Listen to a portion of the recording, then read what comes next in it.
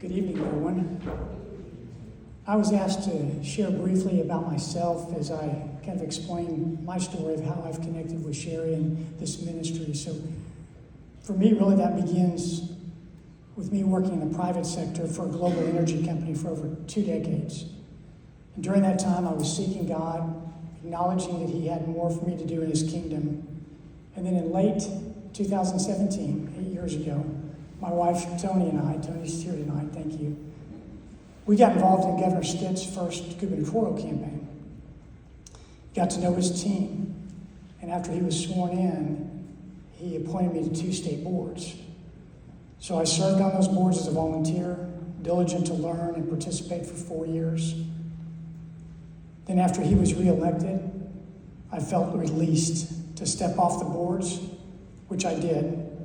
And I continued to focus on my full-time job, which God blessed. A few months later, though, Governor Stitt asked me to meet with him. The meeting turned into a job interview, and he asked me to be his deputy chief of staff, which I did. I ended up doing, and we did a tremendous amount of work together that winter and the next spring session.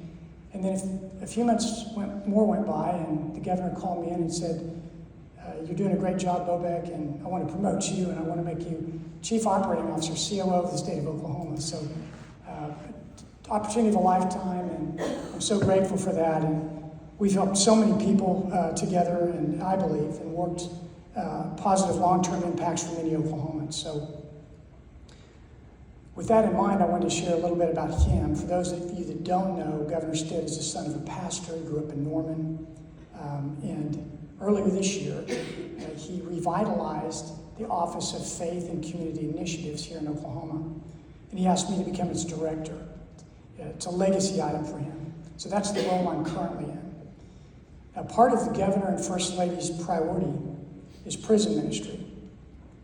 And so in this new role, a few months ago, I found out and became aware that the Oklahoma Department of Corrections had opened up and made yard events, Y-A-R-D, yard events, available at the different prisons around the state and provided unprecedented access for revival type functions.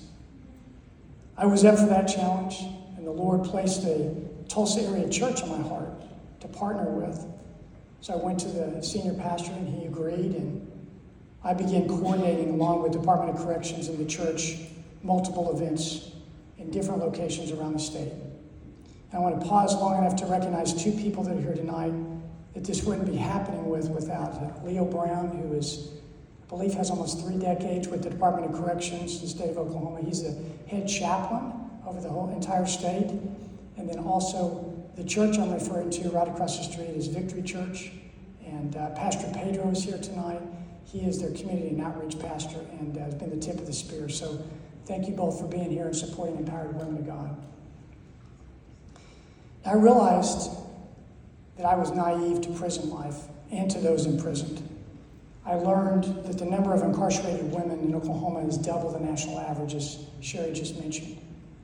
But I also learned that approximately 60% of the women incarcerated here in our state have been victims of sexual and physical abuse as children, and 94% have been victims of domestic violence as adults. So that means that, at least I think, that these women didn't just wake up one day and decide to rebel against society, but in fact our prisons are filled with women who are already wounded, already carrying scars that shaped their choices and circumstances. So I invite you just for a moment to picture with me a woman behind bars, not as a statistic, not as a headline, but as a human being, as a daughter, as a mother, as a sister, as someone who once had hopes, laughs, and innocence. And then let's try to imagine for a moment what led her to being in prison. And for many of us, myself included, we assume crime begins with bad choices. But the truth is far more complex and far more heart-wrenching. The vast majority of women who are incarcerated today share a hidden common story that before they ever committed a crime, they were victims of abuse, victims of violence, victims of trauma so deep that survival itself became an act of resilience. So let me say plainly to you tonight that incarceration is often the side effect of unhealed trauma. When a girl grows up in a home where she's told she's worthless, when she's harmed by the very people meant to protect her, when her body is violated and her spirit is crushed, she learns to numb her pain. Sometimes numbing her pain looks like drugs. Sometimes it looks like unhealthy relationships or running away, stealing to survive, or even defending herself in ways that the law just doesn't forgive. Paraphrasing a female inmate here in Oklahoma, and she said, "I'm a victim of domestic violence. I fought back, and my abuser lost his life. That's why I'm in jail. However, while I've been here, I turned my life over to God." I've learned, just like we heard in the video, that many of the women would have died had they not been put in prison. There's some beautiful stories of redemption, freedom, and hope. One such story, and I'm quoting, "My incarceration is a blessing in disguise," she said. "It saved my life from the jaws of fentanyl addiction. I died so many times out there. I became suicidal almost because I couldn't care less if I lived or died. I would have welcomed death. But now I'm grateful to be alive. I love who I'm becoming." She says, "I love the sober me and the sober friends I've acquired. I'm grateful for Jesus, who loved me through it and never turned his back on me even when I did." End quote. So now I'd like to talk for a moment about hope. We just heard a wonderful song, by the way, Grady, about hope. I loved that. True hope is more than wishful thinking or blind optimism. It's the steady belief that good can emerge even in the darkest of times. Unlike fleeting desire, true hope is rooted in courage and perseverance. It does not ignore pain or deny reality. Instead, it acknowledges hardship while holding fast to the conviction that change and renewal are possible. Hope is the quiet strength that keeps a person moving forward when the outcome is uncertain and when the path is unclear. True hope also connects people. It inspires compassion and solidarity, reminding us that we are not alone in our struggles. It allows communities to rebuild after loss and to dream again after disappointment, and to trust that every act of kindness or resilience can make a difference. Importantly, hope requires action. We just heard Sean talk about this. It's not passively waiting, but it's an active choice to believe and endure. And when grounded in faith, love, and purpose, hope becomes a sustaining force that transforms fear into determination and despair into meaning. In essence, true hope is the light that remains when everything else fades. A light that guides, strengthens, and renews the human spirit in its ongoing search for truth, goodness, and possibility. Hope is the belief that the future can be better than today, and you have the power to make it so. That's actually the science of hope as developed by our very own Dr. Chan Hellman at the University of Oklahoma. What I've learned from Dr. Hellman is hope is not an emotion, it's not a wish, and it's not a feeling. But hope is a science, a choice, and it can definitely be taught. We could all use more hope, wouldn't you agree? And those that have been abused and imprisoned without true healing are hopeless. So many of the wraparound services that our society offers to those that are imprisoned and those that are released from prison, they're great. However, they're supportive in nature. Tonight, we're here to talk about incarcerated women and how we can help break the destructive cycle in their lives. We must spiritually address women's trauma to provide true healing. Many of you might be familiar with a story from the Bible, found in the Gospel of John, chapter 8. The religious leaders of the time brought a woman who they'd caught in adultery to Jesus, who happened to be teaching in their temple. They quoted the Old Testament law to him, where a person found in this type of sin was to be stoned to death. And yet Jesus responded to them by saying, "He that is without sin, let him cast the first stone." And the men left, leaving Jesus and the woman standing there. And he asked her, "Are there no more of them that accuse and condemn you?" She replied, "No." Jesus said, "Neither do I condemn. Go and sin no more." So what just happened there? He got to the root of her issue, and she was willing to change, an act of her free will. It's choices like hers that break destructive cycles in our lives.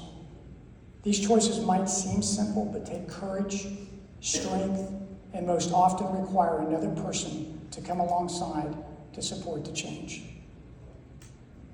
The system punishes the incarcerated woman for her coping mechanisms, while rarely addressing the root of her suffering. But here's the truth I want to proclaim tonight. We cannot punish trauma out of people. We can only heal it. If we are serious about justice, and if we are serious about redemption, then we must get to the root. And the root is always deeper than the crime. It's the wound that comes first. Healing is not just about therapy or medication. Healing is a spiritual act, because abuse doesn't just break the body, it breaks the spirit. It steals trust, dignity, and identity. And thank goodness for second chances. Just sharing a little more about me. When I was a 15-year-old boy from an upper-class middle family here in Oklahoma, I was running with the wrong crowd, and that led us to doing something really bad. We were caught, and I was under house arrest in my parents' home. It's a true story. The night before I was to appear before the district attorney and the judge, my older sister happened to be hosting a Young Life meeting in her home. I was a captive audience in my bedroom adjacent to where the meeting was being held, so I could hear everything. It was then that the adult Young Life leader shared about Christ. Everything he said made me feel like he was talking directly to me. I accepted the Lord and asked him to help me out of my situation, to give me a fresh start. Peace came over me. I went to bed that night and slept well. Awakened the next morning by my mom, who was understandably mad, frustrated, and embarrassed about the trouble I was in. I heard my bedroom door burst open, and she said, "You're the luckiest kid I know. The DA's office just called, and they've not only dropped all charges, but have expunged any record of it. God gave me another chance, and he wants to give all of us another chance." So what does that look like to bring true healing to the incarcerated? First, it looks like seeing them not as their past, but as their potential. Seeing beyond the orange jumpsuit to the child of God within. True healing will allow creating spaces where the incarcerated can name their pain. In the case of these women, it means silence no longer protects the abuser, but truth sets the survivor free. Having a safe space to serve as an incubator for trust creates opportunity for them to share and tell their stories to others who will not judge or condemn, but instead speak truth and life to them. For these victims of physical, sexual, and/or emotional abuse to feel comfortable sharing, we need to help provide an atmosphere for healthy conversation. Again, quoting a female inmate here in Oklahoma, she said, "I struggled for many years to read my Bible because the Bible was read to me during the times I was beaten by my husband. Since beginning my studies with empowered women of God, I am making daily progress with the Bible, and I discover something new about myself in each lesson." Another way of true healing is restoring the soul through counseling, yes, but also through community, through forgiveness, and through faith. Spiritual healing is not about religion alone. It's about reclaiming a sense of worth, of belonging, of hope. It's reminding women, even though they were told they're less than, they really are very valuable. Another female inmate here in Oklahoma said, "My study with empowered women of God has helped me to see that I am not the mistakes I've made. I'm the child of God, forgiven, cherished, and loved, but most of all, worthy of the life that He wants for me." It's beautiful. Remember, the vast majority of these incarcerated women were abused as children and then again as adults. And that abuse led to lives of prostitution, drugs, and violence, which became jail time. So finally, true healing looks like us, those on the outside, refusing to turn away. It looks like advocacy, policy change, mentorship, and compassion. Because when one woman heals, a family heals. When families heal, communities heal. And when communities heal, cycles of incarceration can finally be broken. Empowered Women of God has been and is addressing the needs of incarcerated women. Searching for Love, the mini book that Sherry referred to in the video, shares her powerful personal testimony of how she survived 2 abusive relationships that led her to salvation through Christ.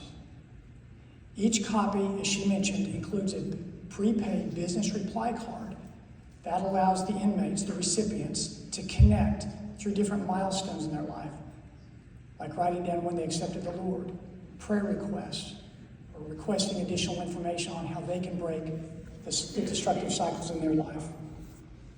The postcard initiates a strong communication process centered on building trust and fostering a sense of community. Searching for Love cultivates hope, healing, belonging, and empowerment, ensuring that no one has to walk their journey alone. Those who express interest, as mentioned, are provided with information on how to enroll in Empowered Women of God's correspondence course called the Freedom Project.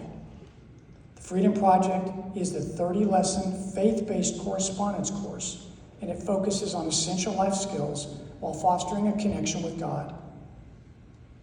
Unlike other programs that mainly teach coping skills, this initiative facilitates a true change by spiritually addressing the root issues of trauma that lead women back to abusive relationships. Thereby, these programs, through Empowered Women of God, help reduce the likelihood of recidivism. And because testimonies are so powerful, I want to share one more. I quote, and she's here tonight, Kathy, I'm quoting you, Kathy. I read that you said, as a chaplain in a women's prison for 22 years, I've seen many books, large and small, but Searching for Love from Empowered Women of God is one of the best, and it's easily understood, and women are able to relate to each and every chapter. I highly recommend the booklet.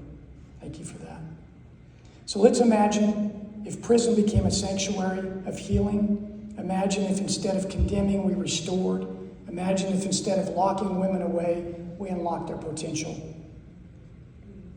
So in closing, if nearly every incarcerated woman is also a survivor, then every prison is full of untold stories of courage.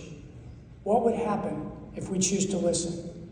What would happen if we choose to believe their healing? I believe that's when chains would be broken. I believe that's when futures would be rewritten. And I believe that's when we would finally begin to see justice, not as punishment, but as restoration. So may we dare to go to the root. May we choose healing over judgment, compassion over condemnation, and love over fear. Because when a woman heals, she does not heal alone, she heals generations. We have an opportunity tonight, folks, to make an amazing positive impact through Empowered Women of God. Please join me. Let's be intentional, let's be generous, and let's make a difference. Thank you. Amen.